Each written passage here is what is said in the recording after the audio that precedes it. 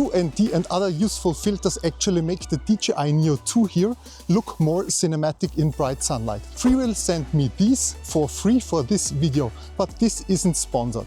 As always, you will get my honest opinion. Alright, let's set this up properly. If you want cinematic motion, manual control is essential. And today it's bright and sunny outside, finally. Which means the drone would normally push the shutter speed very high. The result is sharp footage, but movement can look a bit choppy, I would say. That's exactly where ND filters come in. But before we jump into the app setting, let's quickly mount the filter system on the camera. The filters themselves are magnetic, but first we need to attach this small, I hope you can see it, magnetic ring. I peel off the protective paper here, and underneath there is an adhesive surface, and now I will carefully press it onto the outer edge of the camera lens. That's basically it. Pretty simple, and in each set you actually get 2 of these adhesive rings just in case one gets lost.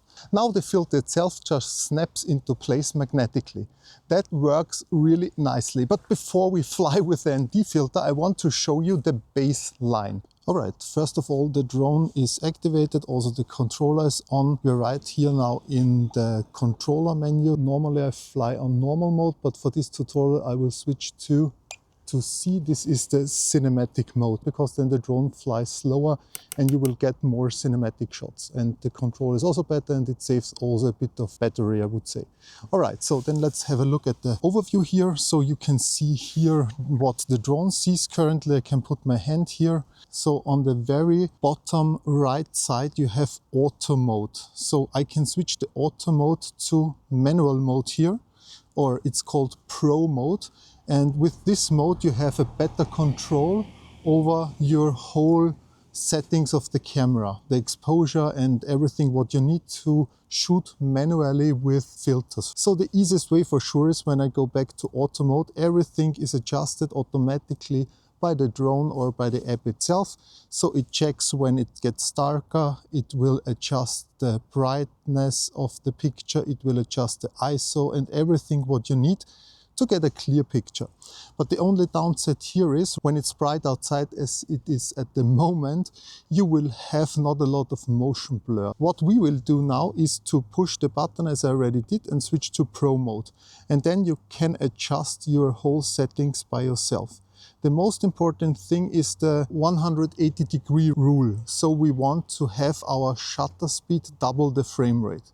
What does this mean? Our shutter speed at the moment here is in auto. We will go to shutter and we will adjust the auto to 1/60. And you will see in the background that the picture will get brighter and brighter and all the details are gone.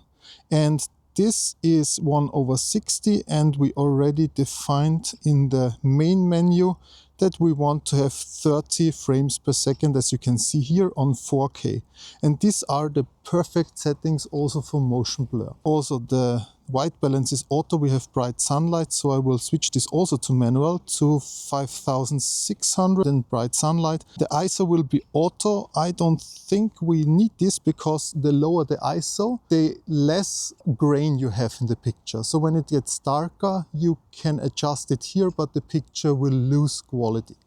All right, so everything is done from the setup, and as you can see, my hand here is totally white, no details, and therefore we need little sunglasses, and I will try out the ND16 filter now and put this on my lens now.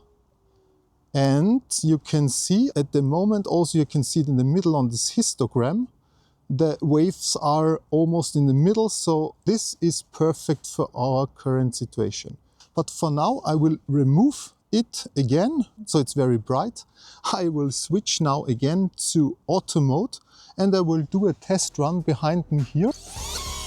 So,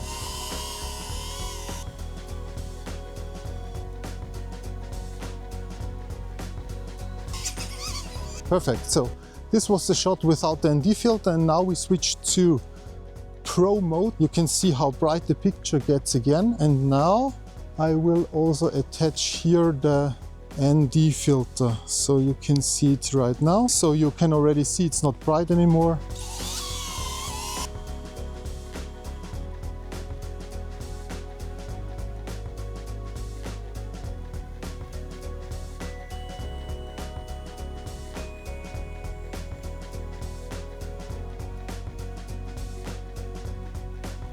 And this was the first comparison shot, but let's push it a bit further. Let's go up 30 meters, so I'm allowed to fly 30 meters and get some cinematic shots with this ND16 filter here. So let's go.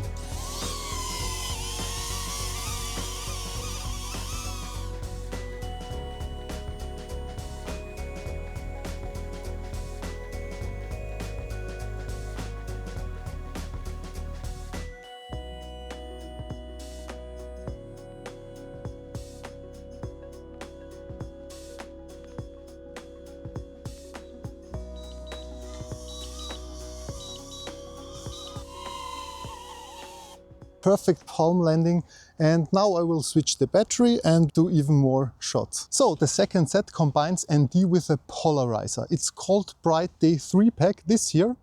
That means it not only controls light, but it also reduces reflections, for example on water, glass or cars. It can also deepen blue skies and increase contrast slightly.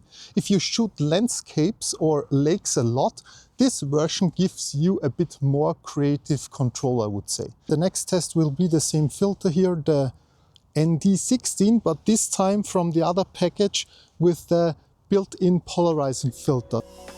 All right, let's go up here. This is exactly what you can expect from a pole filter combined with an ND filter, ND16. I think the picture looks awesome. And you know what? I will stop recording now and I will take a picture. So let's go to photo and take a picture.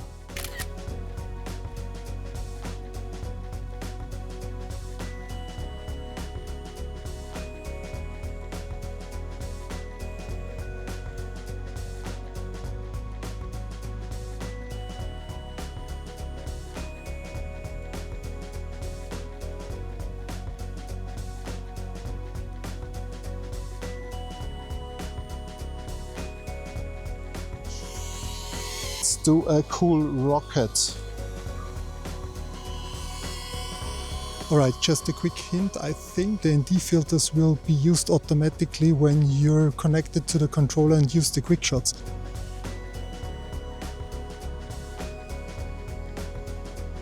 Okay, now it returns. So let's get it back. Awesome, great. So this is what you can expect with a polarizing and ND filter combined on your drone. We are back in auto mode and I will use the UV filter also on my mirrorless cameras, so I'm not a huge fan of those filters because I don't see the need in it. But basically they can protect the lens, and also when it's dusty outside or so, they could compensate that a bit. So anyways, here is the UV filter. I will put it on. So, and this is now how it looks like with a UV filter. So I'm not quite sure. Let's put it into cine mode again and push it slower to this side. But if you fly in dangerous situations, or I can imagine when you're flying a lot of FPV stuff, it makes totally sense to protect the lens, because it's better the UV filter breaks instead of your camera.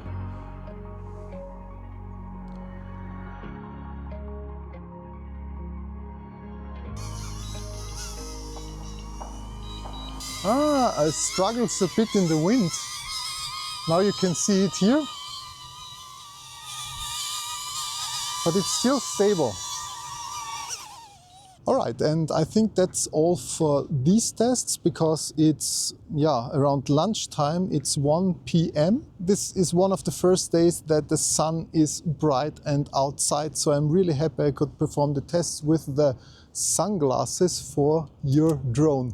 And next step is I will wait for sunset and then I will go out again and show you what the black mist 1/4 is capable of. But for now, enjoy some more scenes. I will shoot in a different place.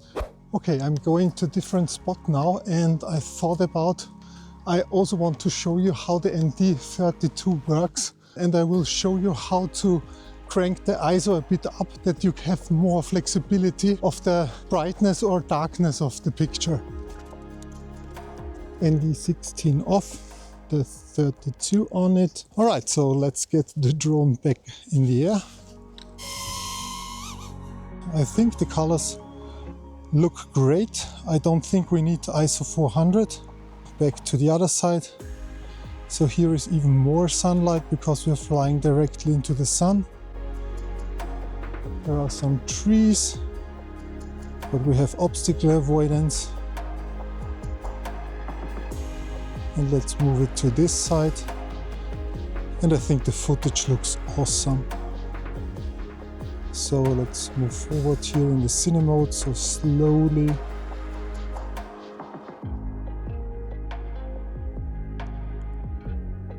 All right, let's stop here and wait a second, let's push it to 400. Let's see how it works here. No, for my taste it's too bright.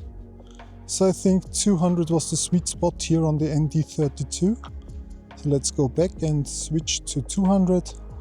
Yes, I think this would be the image quality I want to see.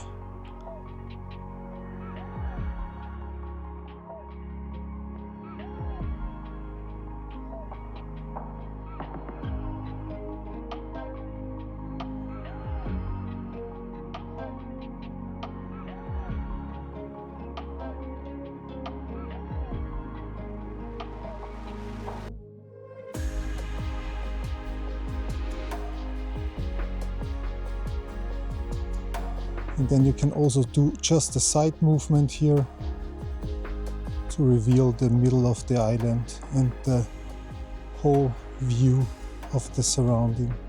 So the ND32 is also tested. Let's use again the return to home function because I can.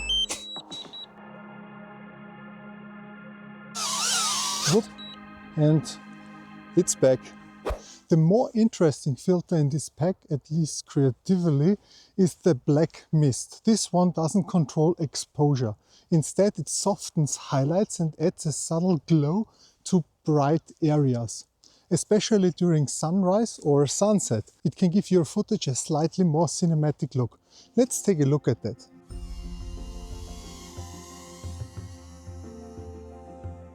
Okay, this is now auto mode.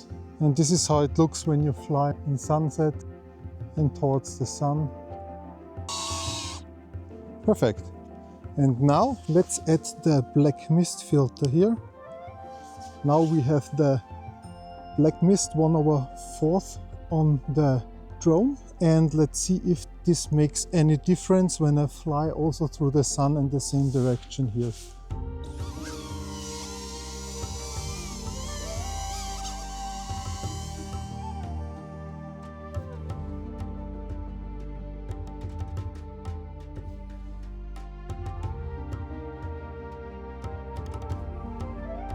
I think it looks awesome.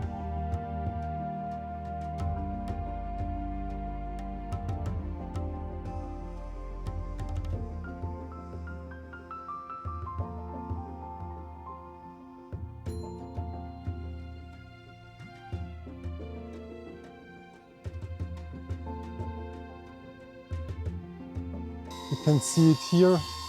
How does it look like? So when you look at me, I think it looks more natural, a little bit softer. When you look at my face, I think you can see that it softens everything, and also the lights, they feel more warmer, I would say.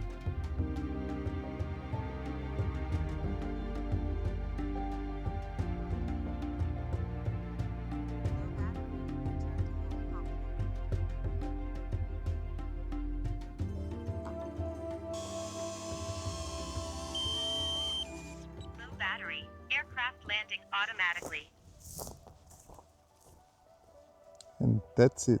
So are these filters worth it? Here's my honest verdict. If you mostly fly in auto mode and just capture quick clips, you probably don't need them. But if you want more control and care about natural motion and cinematic movement, ND filters definitely make a difference, especially in bright sunlight.